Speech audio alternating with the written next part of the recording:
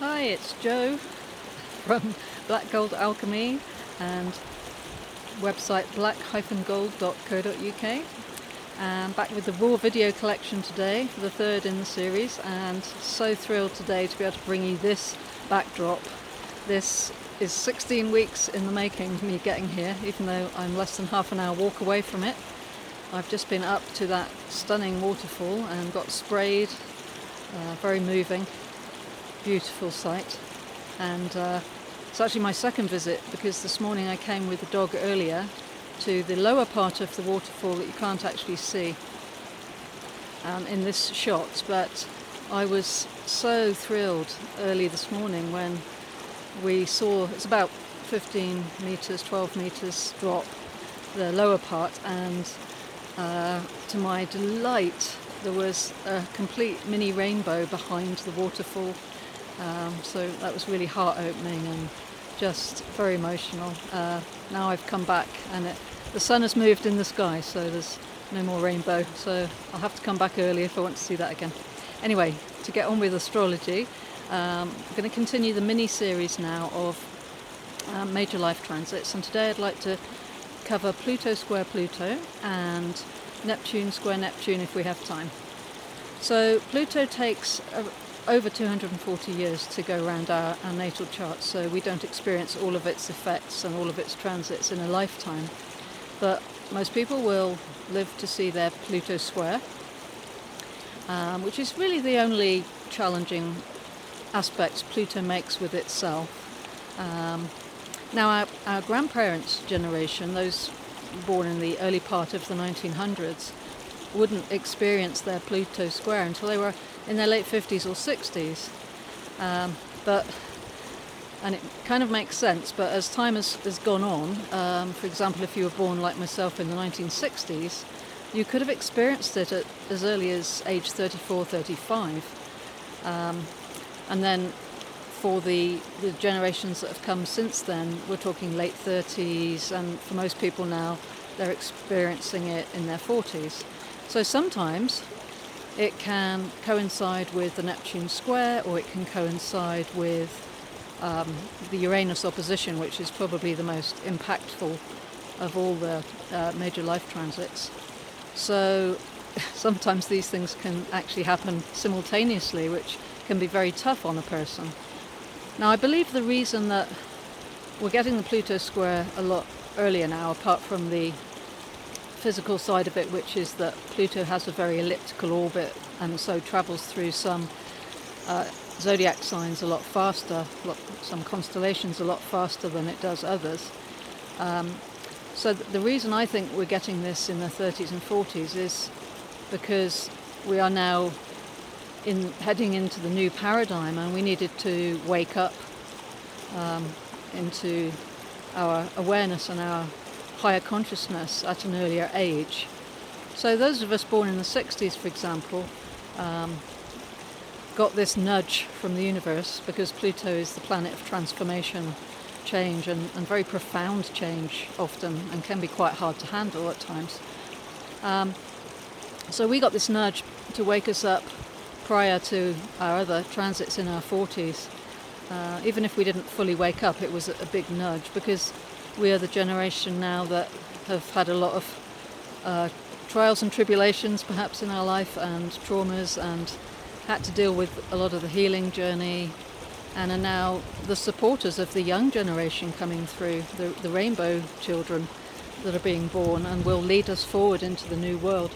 So I don't think my generation have any desire to be the leaders, but we are the ones with the life experience, the storytellers, if you like, and those who can, if given the permission to do so, can actually be the spiritual educators of this younger generation. Just a quick note on Pluto cycles. Grandparents and their grandchildren often get on a lot better than children do with their parents, and the reason for this is really down to Pluto, because the Pluto cycles are similar for the grandparents and the grandchildren, so they tend to have a better understanding of each other. Whereas the parents are busy, going out to work, providing for the children, having to deal with, you know, some of the things that parents have to deal with their children, and so the relationship can be more strained, as we know. So Pluto square is, it's quite simple really. It's about waking us up or giving us a prod and a nudge. And if you have already had your Pluto square and you look back to when it happened for you, you might find, oh yeah, I went through that around that time. It could be divorce, it could be miscarriage, it could be getting fired from your job, or something less dramatic. But yeah, you often notice these things when you look back. Now, it doesn't mean for those who haven't yet had their Pluto square that those things will happen. If you already have an awareness, and if you're watching this video, perhaps you do, then you'll already be consciously aware and awakened, and so the push and the prod and the poking that Pluto does will perhaps be less impactful than on someone who's not consciously aware at this point. So yeah, I mean, for most people, you're probably going to be experiencing that in your late 30s and 40s now, and just hope it doesn't coincide with some of the others. I will cover Uranus opposition and hopefully Chiron return around age 50 in the next video. Uranus opposition, also known as the midlife crisis phenomena, so it's a big one, so we need to talk about that, and there's quite a lot to that actually. So now moving on to Neptune square. Try and get that waterfall back in the picture. Neptune square happens usually around the 42nd birthday, when Neptune comes into square aspect with itself. This generally only lasts a couple of months,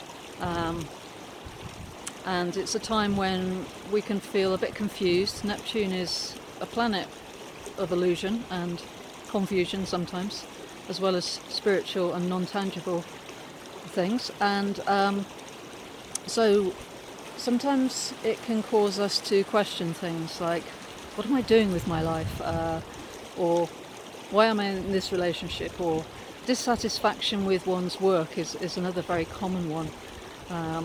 It's very important, I think, to be aware of this one coming up if you haven't already been through it, because it can be quite disturbing, but if you know you're entering it, then you can be aware, okay, this is going to pass within a couple of months.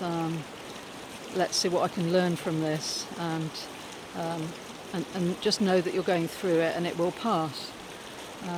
Back to Pluto, I didn't mention. Pluto moves very slowly, so it tends to hang around for a while, sometimes a few months at a time. If it goes into retrograde, which is highly likely, then you'll get 3 passes of Pluto over itself in your natal chart, and this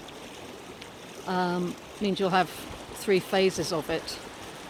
So it can be phases that can potentially last a few months each. So it is one of the longer transits, but you do usually get mini breaks during it. So take those breathers.